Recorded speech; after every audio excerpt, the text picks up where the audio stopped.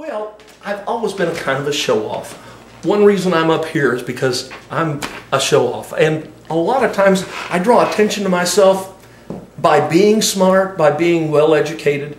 I've done that since I was a kid, but I've also done it by doing outrageous things.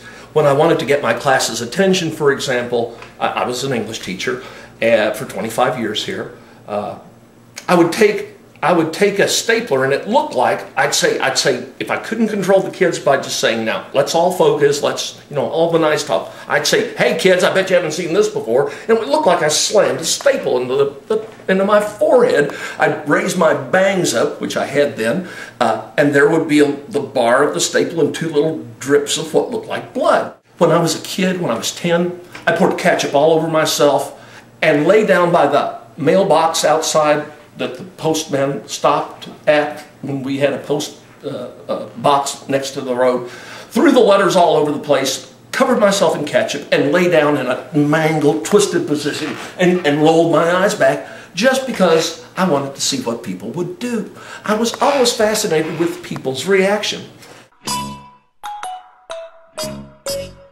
The education part was a defense mechanism. I could do a lot of crazy things, being smart, having straight A's, than if I were a D student, say.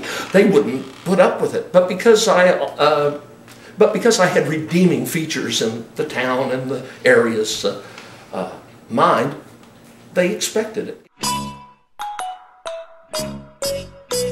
Oh gosh, my favorite is geography. There's just nothing like knowing where places are. Having grown up here, I've been basically isolated until the year 2000 when I got to go to Europe for the first time, back to the place where my father was born in Austria. So I wanted to know more about the world. I'd already known a lot, and I'd even studied like all the nation's flags just for fun.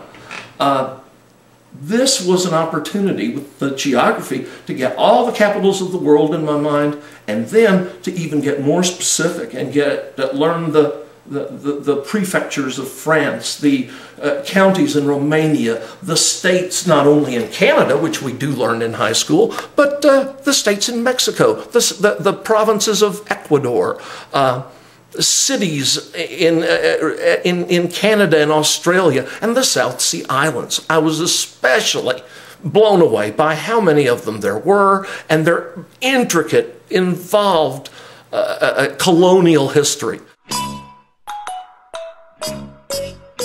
This is like an exercise machine. If you keep at it and do the same thing again and again, it does stick.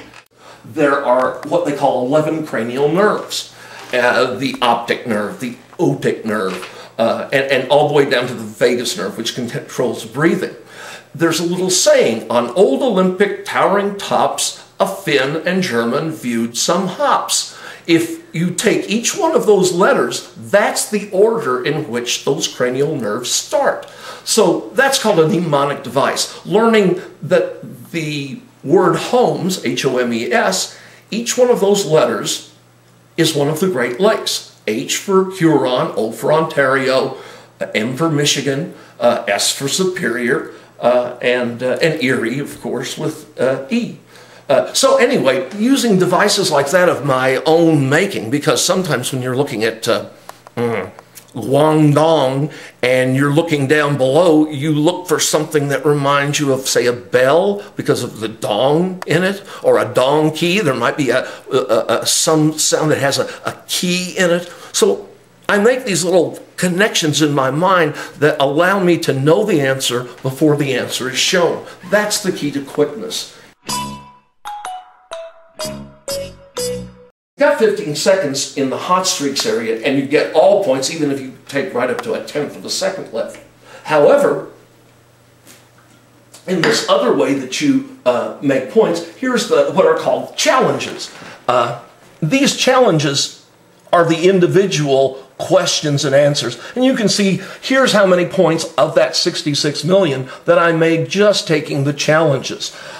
This young man, or I think he's a young man from the way he talked to me, he started coming up very fast behind me, so I had to get away from what are called the hot streaks and go back to challenges, which are very difficult, about which I'd pretty well exhausted what I knew in the challenges section. At about 12 million, I had to start learning things like, oh, it's almost difficult to talk about the Twilight Saga, this big book about vampires that sparkle. They're very nice vampires. They're very polite and things. They don't, anyway, something I truly wasn't interested in. But this gets to that topic of joining high culture with pop culture. The fact that this made me learn the names of characters like Jason and Bella and everybody else, it allows me, when I go and substitute teach, to talk to students who've also read that book. And the Harry Potter series, the same. Knowing things about sports, video games, current songs, those are things that the children, they're teenagers mostly now, I communicate better with them than... That's another part of the crazy part of me, I suppose, is I never really got out of adolescence. One teacher, 8 classes, maybe 3 or 4 people in a class, maybe nobody in the 5th grade, but 5 first graders and 2 or 3 7th graders. And they managed to teach us all at this in one day, one teacher. Incredible. That's where I learned to read and write. But my dad passed away in 1973, and he was putting me through college with this little bar. So I had to stop the going to college full time and just take a few classes, maybe just one class a semester, driving back and forth to Poplar Bluff and then to Cape. So it took me almost 11 years to get my 4 years of college in, because I had to be a bartender at the same time.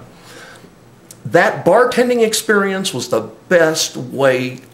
It taught me in a way far more than any of the books and education classes I had how to be a teacher. If you can control 15 drunks at closing time, and they have guns out in their car and sometimes on their person, a class full of teenagers is going to heaven. What I had to do is learn how to stop fights, how to preempt with conversation. If I knew 2 people, say one was a conservative, one was a liberal, but they would eventually get into a political argument.